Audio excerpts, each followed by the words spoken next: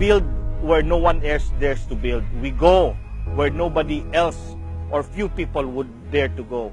We pave roads to places that had been dark in the darkness for many decades, because we believe that the more we build these roads, the more we can provide opportunities sa ating mga kababayan, then the more we can provide sustainable peace dito sa ating mga lugar na matagal nang nasa gera at gulo.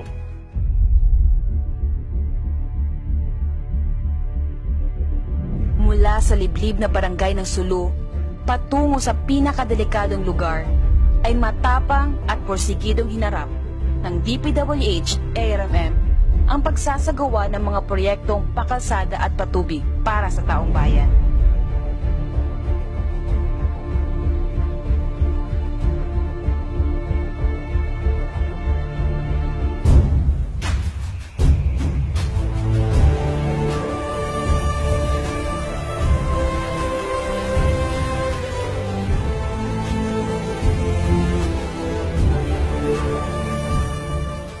So dito tayo sa Kalingalang Kaluwang o Marluok Road. Ito yung currently na ino-opening natin sa Sulu Circumferential Road. Kitang-kita naman natin kung gaano kahirap gagawin itong mga daan nito. Hindi lang delikado, hindi lang napakahirap. In fact, 2 oras na standby yung equipment ni Samir Arbison dito kanina dahil sa putik. Pag ma-open natin ito, maging napaka-importanting contribution ito sa tourism din dito sa lugar, kasi mismong locals dito ay bihira nakakapunta. Sa ngayon, ay isinasagawa at pinapatupad ng kagawaran ang matagal ng pangarap ng probinsya, ang may dugtong at may palapit ang bawat munisipyo ng Sulu sa pamamagitan ng Sulu Circumferential Road. Ito po yung Kalingalan Kaluwang o Marluok Road na nagko-connecta sa barangay ng Sukuban hanggang sa barangay ng Nyangkaan. So itong road concreting natin is talagang binuksan natin para mabigyan ng daan. So magiging tourist attraction din ito. Sa ngayon pa nga lang po, hindi pa siya fully concreted.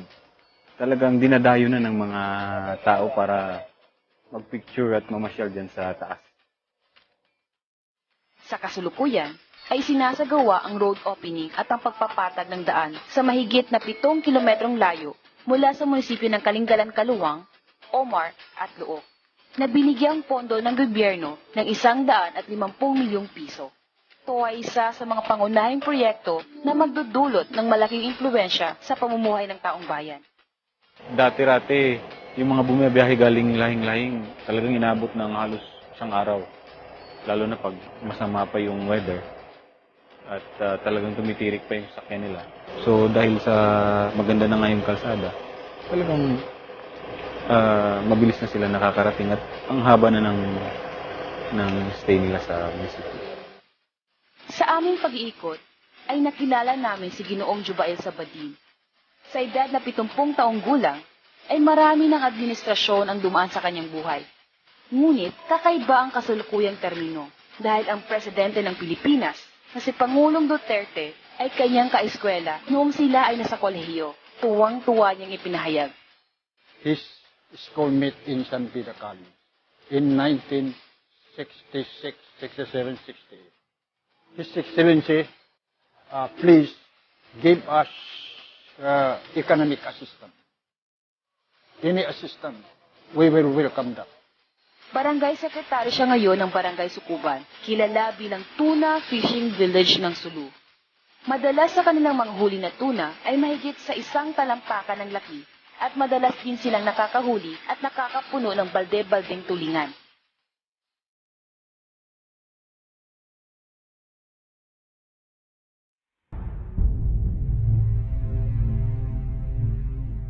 Marami sa mga naninirahan rito ay mga small-scale fisherman. Sila yung maasa lamang sa kanilang bangka, pamingwit at mga lambat bilang panghuli.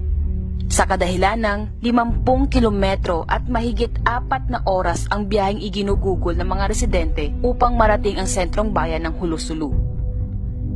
Nailalaan nila ang malaking porsyento ng kanilang kinikita sa kanilang biyahe. Kaya ramdam pa rin nila ang kahirapan.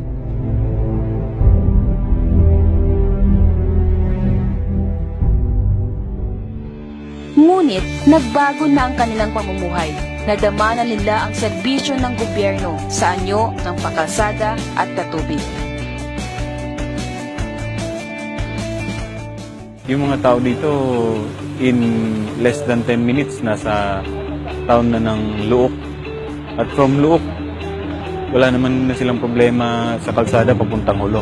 Dali na nilang dadala sa Hulo, and then from Hulo, andun naman yung mga commercial vessels papuntang Zamboanga. So, madali talaga nilang may lalabas itong mga products dito.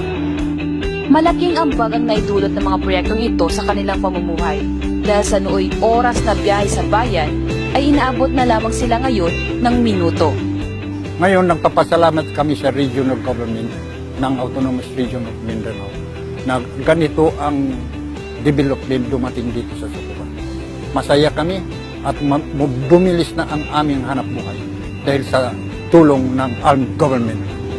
Mayroon na rin mga pantalan na ipatayo sa kanilang bayan. Ito ay pinondohan ng halagang 5 milyong piso at ngayon malaya na nilang nagagamit. Magpasalamat po kami sa mga gumawa ng mga kalsada namin kasi gumana ang buhay namin dito, pati na yung mga port po kasi nagawa na marami nang magkaano dyan ng mga mag-iisda, magdala dito ng mga isda, hindi na nahihirapan yung mga tao. Maraming salamat Governor Arm, kay Muji Bataman. Maraming salamat talaga. Para sa akin, lahat ng munisipyo ng Omar nag-benefit ng seaport na ito. Pero dati-rati kasi sa Luok pa sila nagdadak. Tapos siguro mga nasa 15 kilometers pa yung nilalakbay nila papunta rito. So ngayon may sarili silang seaport. Yung mga goods nila o kung ano yung mga kailangan nilang i-transport na gamit yung dagat nila. So, madali na nilang natatransport ngayon. In tungod sa pagkala, dahil na hinang maritamo, malagbo to din karewan. Iban in sigpit sinwain un pendadi, mahunit. Kahunit ang tuod kami, di siya magdagan na yung hatiang di, at tawarin kahakampuya un mari, balo kay Diaman, bihaon makawa na mo ng minitan.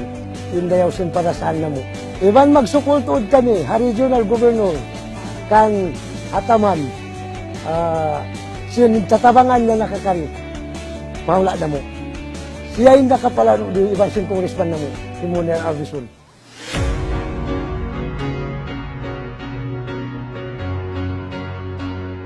Ang pantalan naman sa Sukuban na may pondong 5 milyon ay patuloy pa rin itinatayo at inaasahang malapit ng matapos. Sa ngayon po, ongoing yung construction natin. So hopefully by end of this year, completed na yung project. So dito yung port natin sa Sukuban, meron pa tayong 250 meters na rock causeway leading towards itong port natin. Na kita naman natin, nakatayo na at laking tulong sa ating mga kababayan dito sa 2nd District of Sulu na nangailangan ng mag-transport ng kanilang goods through dito sa pantalan na ito.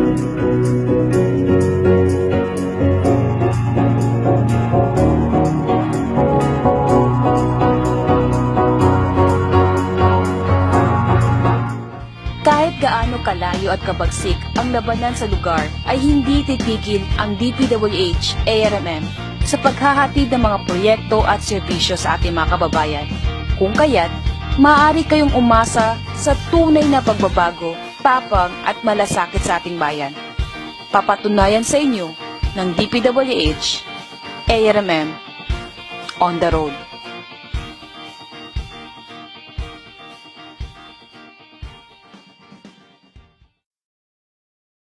Just let me drop a few words about itong climate change. Now, Trump, presidente elect ng United States, decided to junk the a lot of garbage about climate change and yung there's a treaty about controlling the carbon emissions dito sa atin.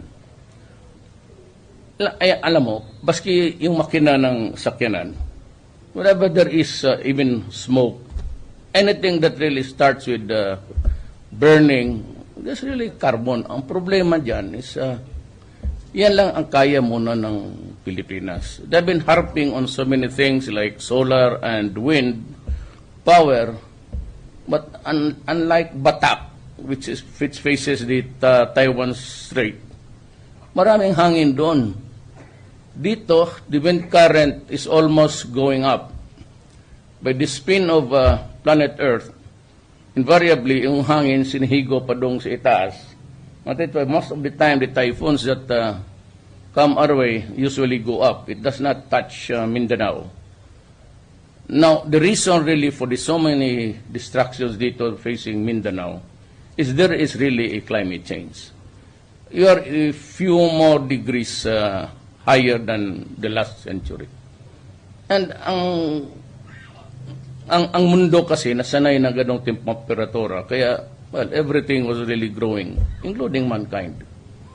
But yung ozone layer, pagka yung cancer and everything, we cannot deny that we need to argue for the cause of preventing climate change. Wala tayong away dyan. Ang problema, itong climate change na binabati ko sa ng NGO for Administrasyon ang dumaan sa kanyang buhay. Ngunit, kakaiba ang kasalukuyang termino dahil ang presidente ng Pilipinas na si Pangulong Duterte ay kanyang kaeskwela noong sila ay nasa kolehiyo. Tuwang-tuwa niyang ipinahayag. His schoolmate in San Pedro College in 1966, 67, 68. His Excellency, please give us economic assistance. Any assistance, we will welcome that. Barangay Secretary siya ngayon ng Barangay Sukuban, kilala bilang Tuna Fishing Village ng Sulu. Madalas sa kanilang manghuli na tuna ay mahigit sa 1 talampakan ng laki at madalas din silang nakakahuli at nakakapuno ng balde-baldeng tulingan.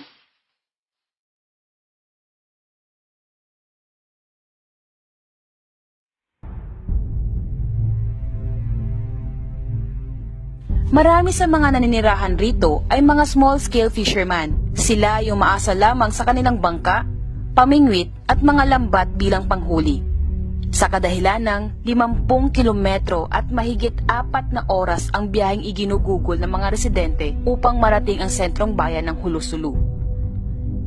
Nailalaan nila ang malaking porsyento ng kanilang kinikita sa kanilang biyahe. Kaya ramdam pa rin nila ang kahirapan.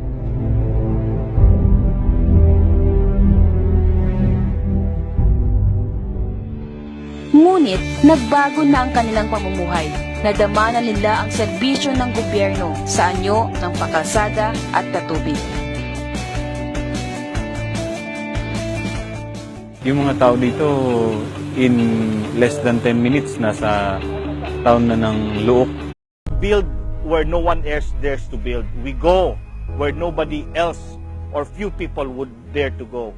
We pave roads to places that have been dark in the darkness for many decades, because we believe that the more we build these roads, the more we can provide opportunities sa ating mga kababayan, then the more we can provide sustainable peace dito sa ating mga lugar na matagal nang nasa gera at gulo.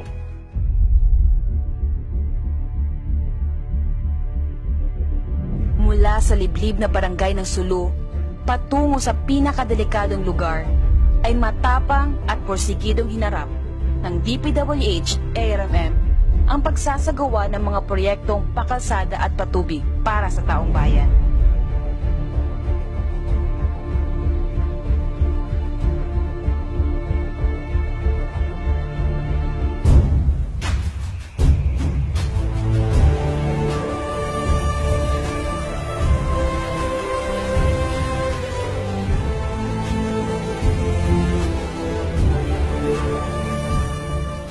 So nandito tayo sa Kalingalang Kaluang o Marluok Road. Ito yung currently na ino-opening natin sa Sulu Circumferential Road.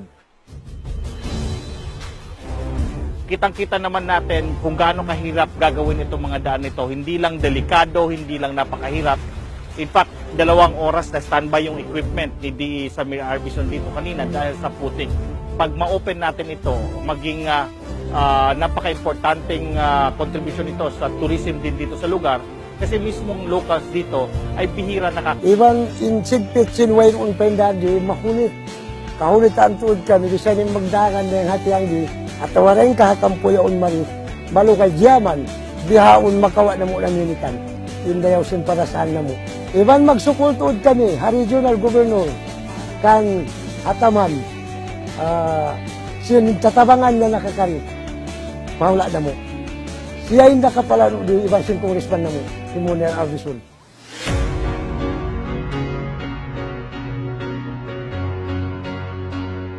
Ang pantalan naman sa Sukuban na may pondong 5 milyon ay patuloy pa rin itinatayo at inaasahang malapit ng matapos. Sa ngayon po, ongoing yung construction natin. So hopefully by end of this year, completed na yung project. So dito yung port natin sa Sukuban, meron pa tayong 250 meters na rock causeway leading towards itong port natin. Na kita naman natin, nakatayo na at laking tulong sa ating mga kababayan dito sa 2nd District of Sulu na nangailangan ng mag-transport ng kanilang goods through dito sa pantalan na ito.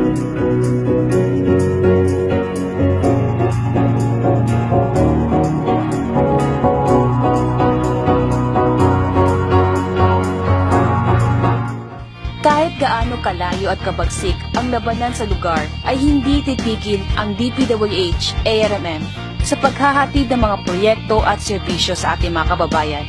Kung kaya't, maaari kayong umasa sa tunay na pagbabago, tapang at malasakit sa ating bayan. Papatunayan sa inyo ng DPWH ARMM. Sa ngayon, ay isinasagawa at pinapatupad ng kagawaran ang matagal ng pangarap ng probinsya, ang may dugtong at may palapit ang bawat munisipyo ng Sulu sa pamamagitan ng Sulu Circumferential Road. Ito po yung Kalingalan Kaluang o Marluok Road na nagko-connecta sa barangay ng Sukuban hanggang sa barangay ng Nyangkaan. So itong road concreting natin is talagang binuksan natin para mabigyan ng daan. So, magiging tourist attraction din ito. Sa ngayon pa nga lang po, hindi pa siya fully concreted. Talagang dinadayo na ng mga tao para magpicture at mamasyal dyan sa taas. Sa kasulukuyan, ay sinasagawa ang road opening at ang pagpapatag ng daan sa mahigit na 7 kilometrong layo mula sa munisipyo ng Kalingalan Kaluang, Omar at Luok, na binigyang pondo ng gobyerno ng 150 milyong piso. Ito ay isa sa mga pangunahing proyekto na magdudulot ng malaking impluwensya sa pamumuhay ng taong bayan. Dati-rati, yung mga bumibiyahe galing lahing-lahing, talagang inabot ng halos 1 araw. Lalo na pag masama pa yung weather. At talagang tumitirik pa yung sakyan nila. So dahil sa maganda na nga yung kalsada, talagang mabilis na sila nakakarating at ang haba na ng stay nila sa munisipyo. Sa aming pag-iikot, ay nakilala namin si Ginoong Jubael Sabadin. Sa edad na 70 taong gulang, ay marami ng administrasyon. At from Luok, wala naman na silang problema sa kalsada papuntang Hulo. Dali na nilang